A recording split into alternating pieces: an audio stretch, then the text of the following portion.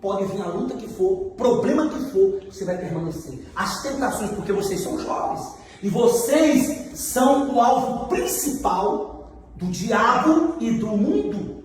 As paixões, as tentações, vocês não experimentaram coisas que eu experimentei. Vocês não experimentaram coisas que outros experimentaram. Então vocês é o alvo principal do mundo e de Satanás, porque vocês são jovens. Então para um jovem cristão não é fácil.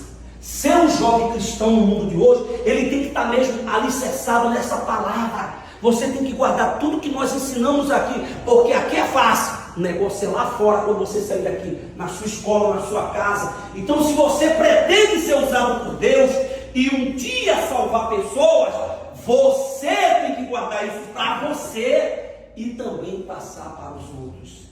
Amém, pessoal? Amém.